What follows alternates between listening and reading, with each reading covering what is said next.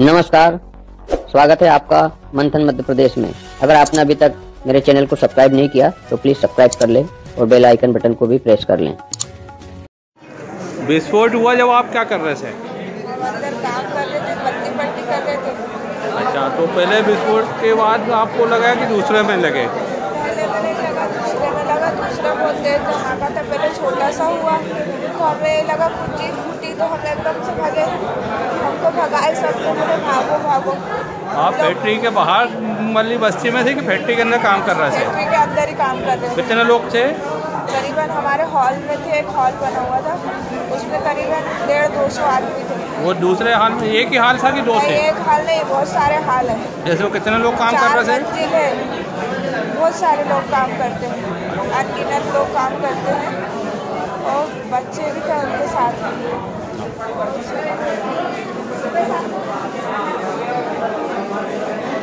नमस्कार, आज कांग्रेस पार्टी के प्रदेश अध्यक्ष जीतू पटवारी जी घटना स्थल पर पहुंचे और वहां के लोगों से एक एक जानकारी का निरीक्षण वो करते हुए नज़र आ रहे हैं।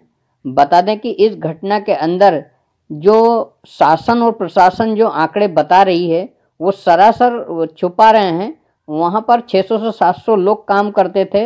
वहीं बता दें आपको कि जो प्रशासन और शासन और मीडिया जो बता रही है वो कहीं ना कहीं उसके अंदर भी गलत और छुपाने का काम कर रही है। वही जीतू पटवारी जी ने वहाँ के स्थानीय लोगों से जब जाकर पूछा तो हकीकत सामने नज़र देखने को आ रही है। आप भी देख सकते हैं कि वहाँ 600 से 700 लोग काम कर रहे थे, लेकिन गोदी मीडिया और मध्य प्रदेश प्रशासन के लोग सिर्फ 7-8 मौतें बता रहे हैं।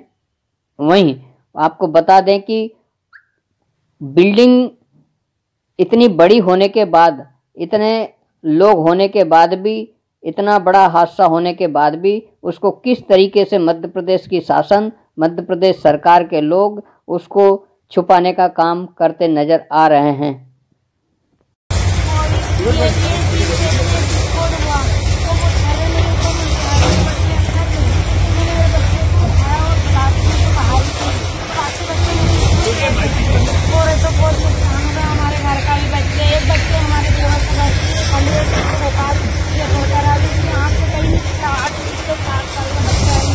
कितने लोग काम करते हैं? इसमें कम से कम 700 लोग काम करते हैं। तो अभी आपके हिसाब से सब भाग गए होंगे निकल के? हमारे बहुत सारे हैं, इसलिए बहुत कम मरे, बहुत ज्यादा हैं। कितने मर गए होंगे? अब क्या मालूम, पर कोई दीवार से कूदा, कोई निकल भी नहीं पाया, कोई वहीं गिर गया, कोई उठा, कोई गिरा, किसी को पत्थर लगे, किसी को पटाखे लगे, किसी का सिर फूट गया।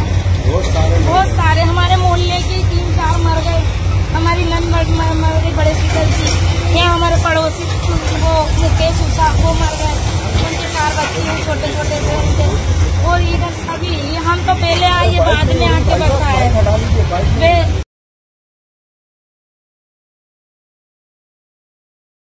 जिस तरीके से वहाँ के हालात बने हुए हैं और अगर स्थानीय लोगों की माने तो वहाँ पर 400 से 500 लोगों से अधिक लोगों की मौतें हो चुकी है। वहीं बता दें कि और वहीं हजारों की संख्या में लोग घायल हो चुके हैं, उसमें बच्चे भी शामिल हैं। जिस तरीके से वहाँ के हालात बने हुए हैं और अगर स्थानीय लोगों की माने तो वहाँ पर 400 से 500 लोगों से अधिक लोगों की मौतें हो चुकी है। वहीं बता दें कि पास में गौशाला वगैरह भी थी, वहाँ पर मवेशी वगैरह तक भी जलकर मर गए हैं, बुरी तरीके से झुलस गए हैं। लेकिन अभी भी वहाँ बारूद इतना था कि अभी भी वहाँ पर आग पे पूरी तरीके से काबू नहीं है। अभी भी जेसीबी चल रही है, अभी भी पानी की बौछारें चल रही है, लेकिन वहाँ का जो मलबा है अभी तक हटाया नहीं गया है। बता दें कि 4 से 5 मंजिल बिल्डिंग बताई जा रही है, उसके अंदर 600 से 700 लोग काम कर रहे थे। 200-250 लोग तो बिल्डिंग के निचले तल में 2-3 हाल बताए जा रहे हैं उसमें काम कर रहे थे। वो बुरी तरीके से उस मलबे में दब चुके हैं, लेकिन प्रशासन की ओर से ये स्पष्ट नहीं किया जा रहा है, ना ही वो मलबा अभी तक हटाया गया है। उस मलबे के नीचे कितनी लाशें होगी इसकी कल्पना आप हम लोग अभी नहीं कर सकते। कि सबसे पहले हम हॉस्पिटल में गए हॉस्पिटल में जो अंदर काम कर रहे हैं उन लोगों से बात की मैंने, जो घायल हैं उनका प्रत्यक्षदर्शियों का कहना है कि यहाँ 400 से 600 लोगों तक काम करते थे।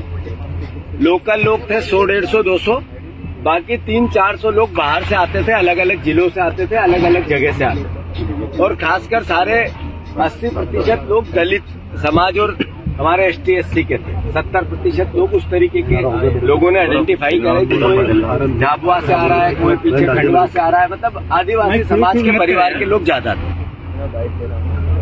अल्टीमेटली जहाँ 500-600 लोग काम कर रहे हो, कम भी होंगे, 400 होंगे, तब भी एक बेसमेंट था नीचे, बेसमेंट में 100 लोगों से ऊपर, 150 लोगों से ऊपर काम करते थे।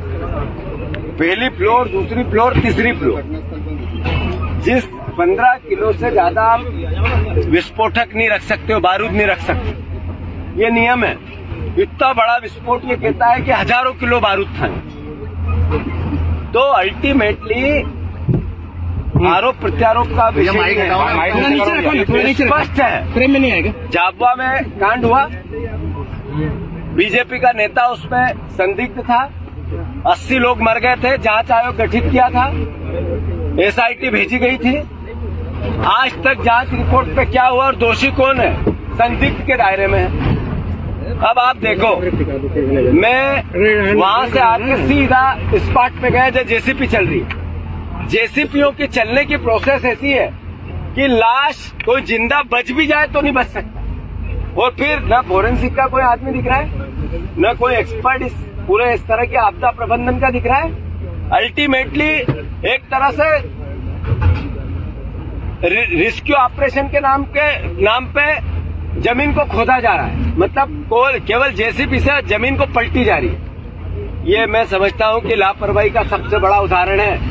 इस सरकार को संज्ञान लेना था।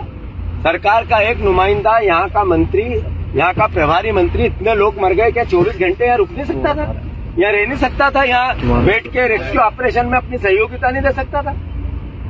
मुख्यमंत्री जी यहाँ से 100 किलोमीटर दूर है, हेलीकॉप्टर से आने में 10 मिनट लगते हैं, कल ही क्यों नहीं आए? अगर आप में इतनी संवेदनाएं सत्ता के मद में समाप्त हो गई है, तो फिर तो मध्य प्रदेश के वासियों, भगवान राम के सहारे हैं हम लोग। मैं सवाल है, जब रेस्क्यू ऑपरेशन चल रहा है तो क्यों फोरेंसिक की टीम नहीं है?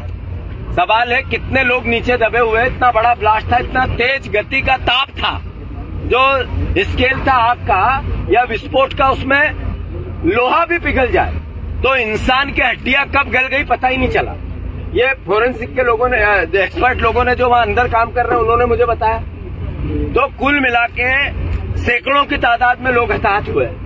ये 10 और 11 की जो बातें हो रही है, ये मुख्यमंत्री जी सिर्फ बताई जा रही है। मैं आपसे अनुरोध करता हूं, गरीब की जान की कीमत नहीं है इस मध्य प्रदेश में। गरीब की जान की परवाह करो। आप अलग अलग तरीके से राशन दे के गरीब का वोट लेने की कोशिश करो, आपकी इच्छा, पर जान की कीमत करो।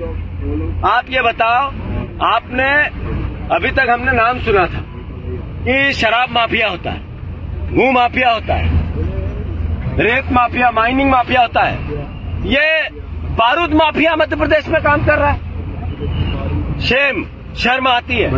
मांगे हमारी, जो लोग हताहत है उनको 25,000, 50,000 की बात नहीं करे सरकार, 10-10 लाख रुपए घायलों को देना चाहिए, 1-1 करोड़ मृतकों को देना चाहिए। रजिस्टर क्या था इनका मेंटेन करें, और जो लोग लापता है, मिसिंग है, उनका क्या होगा, उसको किस तरीके से मैपअप किया जाएगा, ये सरकार को निर्धारण करना चाहिए। और जो मिसिंग है उसके परिवारजनों को 1-1 करोड़ रुपए की व्यवस्था करके देनी चाहिए। बच्चियां 2-2 मेरे से अभी मिली, उसका पूरा परिवार मिला, माता पिता दोनों चले गए। छोटे छोटे बच्चे, महिलाएं काम करने आती थी तो साथ लाते थे, कितने सुहा हो गए पता ही नहीं चला। अल्टीमेटली लोग ऊपर से वीडियो विजुअल आ रहे हैं, 3-3 मंजिल 2-2 मंजिल से कूद के मर रहे हैं लोग, इतनी यातना था। मतलब ये एक तरह का सरकार द्वारा निर्मित क्राइम है। इससे पहले जब इस तरह के विस्फोट हुए थे तो मुख्यमंत्री तात्कालीन ने कैसी बड़ी बड़ी बातें की थी। हम ध्यान रखेंगे, जो लाइसेंस देने की गतिविधि और टाइट करेंगे, नियम बदलेंगे, हमने जो दोषी है उनको फांसी की सजा देंगे। कैसे कैसे बयान, और फिर लोग मर गए। ये न वही सरकार थी जब वो लोग 80 मरे थे, हताहत हुए थे, और अब फिर ये लोग सैकड़ों मरे हैं। तो सरकार द्वारा निर्मित हत्याएं हैं ये, सरकार ने हत्याएं, सरकार की लापरवाही से हत्याएं हुई है। एक मंत्री रेस्क्यू ऑपरेशन में नहीं रह सकता सरकार का, इससे ज्यादा बड़ी लापरवाही तो कुछ नहीं हो सकती है। एसआईटी का गठन होना चाहिए जल्दी से, जो दोषी मालिक है वो अपनी जगह है, उस पर तो 307, 302 का मुकदमा हो, और जो अधिकारी इसमें लापरवाही के उन पर भी 302 का मुकदमा हो। सरकार चूंकि टोटल दोषी है, प्रदेश से माफी मांगे मुख्यमंत्री, और कम से कम अब तो आ जाए मुख्यमंत्री लोगों और परिजनों से मिलने। अभी भी आप भोपाल की कुर्सी से नहीं उठना चाहते हो, उज्जैन 5 बार हफ्ते में जाना चाहते हो, लोग मर रहे हो आना नहीं चाहते। इससे शर्म की बात नहीं हो सकती है। मोहन भैया कृपा करो मुख्यमंत्री जी, हरदा आओ और जल्दी से मरोहों की लाश, जो लाशें वो ढूंढवा के परिजनों को दो, और इनके लिए जो बेस्ट से बेस्ट हो सकता है, अच्छे से अच्छा हो सकता है वो करो। कांग्रेस पार्टी इस पूरे काम में आप सरकार के साथ। मिसिंग के 2 मामले ही आए हैं सर। प्रशासन का कहना है कि सारी बातें अखबार में, मीडिया में है, आप लोगों के संज्ञान में है। एक व्यक्ति के 2 लोग मरे 2018 में, जब मुकदमा हुआ 10 साल की सजा हुई। फिर 20 में 3 लोग मरे, फिर इसी फैक्ट्री में फिर इन पे क्या हुआ आज तक पता नहीं चला। फिर 22 में 3 लोग मरे इसी फैक्ट्री में, आज तक क्या हुआ पता नहीं चला। और अब कितने लोग मरे, सैकड़ों की तादाद में है, हजारों की दो संख्या में है, 90 है, 100 है, 50 है, 40 है, क्या है पता ही नहीं चल रहा। जी तो अल्टीमेटली ये सरकारी हत्याएं नहीं है तो क्या है? मिसिंग